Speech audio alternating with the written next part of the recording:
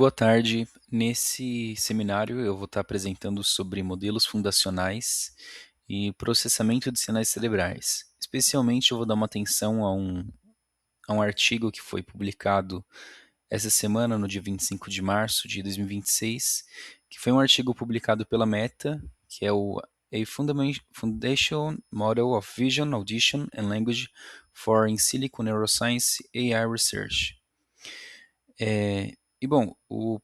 A área de processamento de sinais cerebrais, ela tem como objetivo interpretar a atividade neural para compreender estados mentais, comportamento e intenções humanas. E essa área de processamento de sinais cerebrais, ela é extremamente relevante porque ela permite, né, a gente interpretar e interagir com o funcionamento do cérebro, e isso tem grandes impactos na medicina e na tecnologia, e até na forma como nós se relacionamos com máquinas ou dispositivos ao nosso redor. Existem diversas técnicas, né, de aquisição de sinais cerebrais, técnicas invasivas e não invasivas. Das invasivas, a gente pode citar a inserção, né, por meio de cirurgia de sensores cerebrais, e não invasivas, a gente pode considerar, por exemplo, sinais elétricos ou ressonância magnética.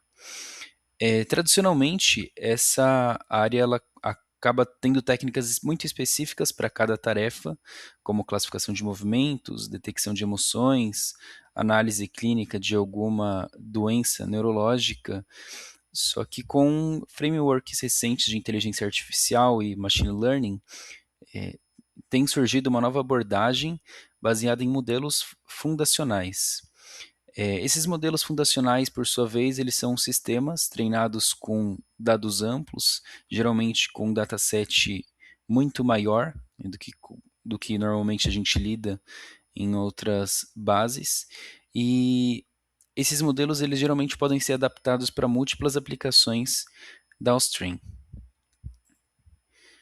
Bom, e sobre o propósito da área de processamento de sinais cerebrais, de forma geral, a gente pode falar sobre o cérebro, né, para buscar compreender, entender como o cérebro lida com estímulos sensoriais, estímulos de imagem, de dor, enfim, diferentes estímulos. Esses sinais podem ser coletados por EEG, por exemplo, por ressonância magnética.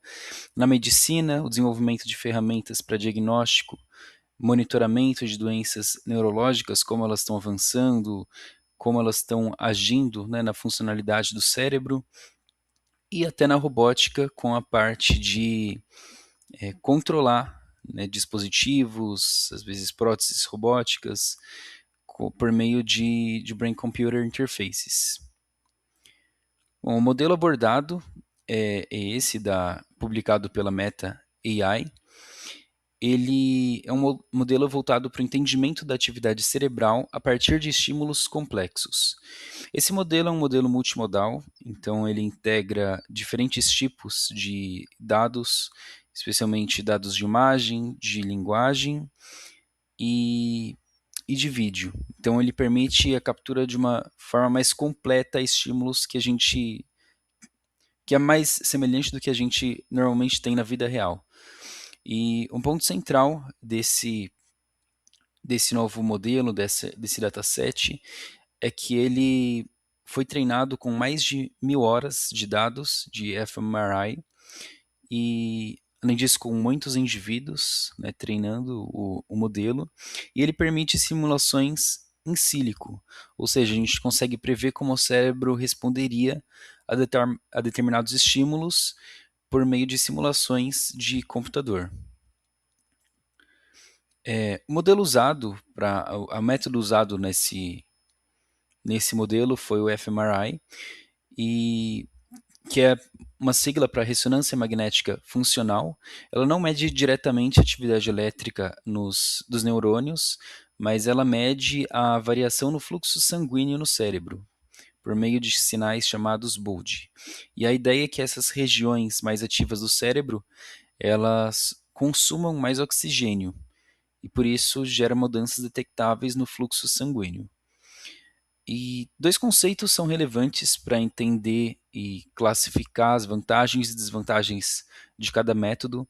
Uma delas é a resolução espacial, que se refere à capacidade de identificar onde a atividade cerebral está ocorrendo, e a resolução temporal, que é relacionada a quando essa atividade acontece e quão rápido a gente consegue capturar essas mudanças no cérebro.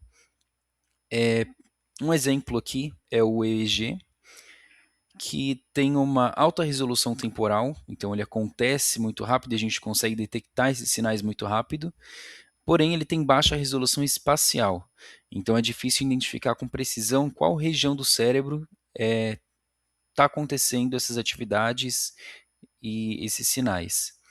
E uma vantagem do fMRI, que é o tratado nesse paper, é a alta resolução espacial. A gente consegue identificar com muita precisão quais regiões do cérebro estão ativas, em contrapartida, ele tem uma baixa resolução temporal. Então, é, a gente consegue monitorar de forma mais lenta as respostas a esses estímulos, porque as mudanças no fluxo sanguíneo elas têm um atraso em relação à atividade neural.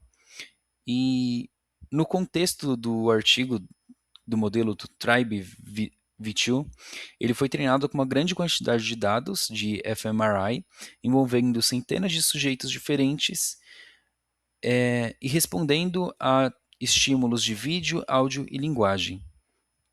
E entre os principais benefícios dessa técnica do fMRI está a alta resolução espacial, a capacidade de mapear o cérebro, né, devido a essa alta resolução espacial, e a natureza não invasiva do exame, embora a gente também tenha outros sensores que possam ser colocados, né, no indivíduo, mas de maneira não invasiva também. As limitações mais relevantes são a baixa resolução temporal, então da ordem de 1 segundo, e o fato de a gente estar medindo indiretamente a atividade neural. Esse modelo do Tribe V2 ele foi um melhoramento da versão Tribe V1.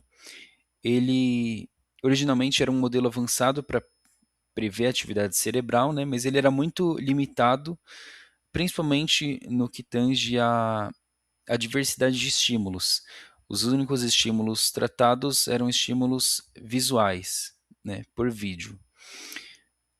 Além disso, ele tinha uma base de dados muito menor de treinamento, então foram medidos 4 indivíduos. Ele tinha uma representação menos integrada e tinha uma generalização muito mais limitada, né, entre os sujeitos.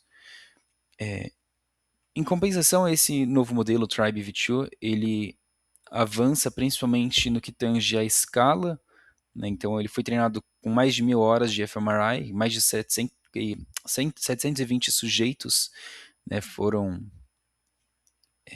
registrados nesse monitoramento de atividade cerebral. Ele foi Existe uma utilização de uma representação profunda e pré-treinada dos modelos, e ele possui uma melhor generalização para novos estímulos em indivíduos. Mais para frente eu vou demonstrar um pouco no código de demonstração dele, que a gente consegue colocar estímulos, por exemplo, um vídeo, e ver como a simulação a esse estímulo normalmente aconteceria. E um pouco sobre a arquitetura desse modelo. Ele é estruturado em 3 estágios principais, que permite transformar estímulos complexos em predições da atividade cerebral. E primeiro a gente tem a etapa de codificação multimodal, onde esses diferentes tipos de entrada de vídeo, áudio e texto são processadas por modelos, né, pré-treinados, e cada um extrai representações específicas da a sua modalidade. Então, por exemplo, aqui para vídeo a gente tem o modelo VidGepa 2, para áudio o Wave2Vec 2.0 e para extração de texto o Llama 3.2. Em seguida, depois da extração dessas modalidades, né, de dados, a gente tem a integração desses dados para um modelo de Transformer, que é composto por 8 camadas e 8 cabeças de atenção, e esse componente ele é responsável por capturar as relações temporais e as interações entre as diferentes modalidades de dados que a gente tem, vídeo, áudio e texto. E, por fim, a última etapa é o mapeamento do cérebro, onde essas representações elas são projetadas para regiões específicas do cérebro, tanto no córtex quanto em estruturas subcorticais. E um ponto legal de destacar é a capacidade desse modelo de operar em altas resoluções, prevendo atividade em cerca de 20 mil vértices corticais, e ele permite também a representação de mais de 8 mil voxels subcorticais. E aqui um pouco sobre a demonstração desse modelo. Esse slide ele apresenta uma demonstração do código demo, né, em Python, e o primeiro passo é a extração, né, de áudio do vídeo. Em seguida, esse áudio ele é processado para gerar transcrição das falas, quando essas houverem. E esse modelo também inclui informações temporais, de quando cada palavra ocorre. Paralelamente, esse modelo também realiza a extração de features visuais, utilizando os modelos do G9-2 e do Llama 3.2.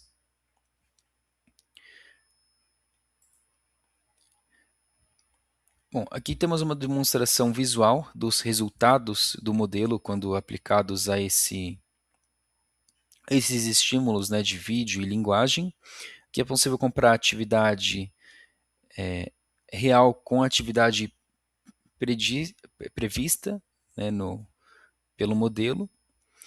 E aqui nessa parte superior a gente tem os frames dos vídeos. Aqui tem a atividade cerebral estimada pelo modelo e a representação visual do sinal de áudio.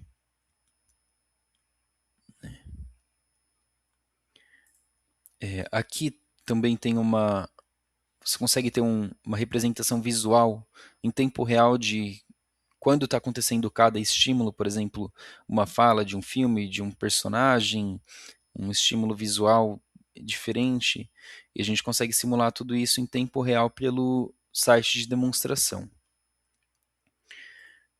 Bom, aqui são algumas referências que eu usei para o modelo. Aqui a gente tem um site de demonstração do que o modelo possibilita, né, dos potenciais do modelo, e os artigos de referência do último modelo em que ele foi inspirado, que é o Tribe V1. Obrigado.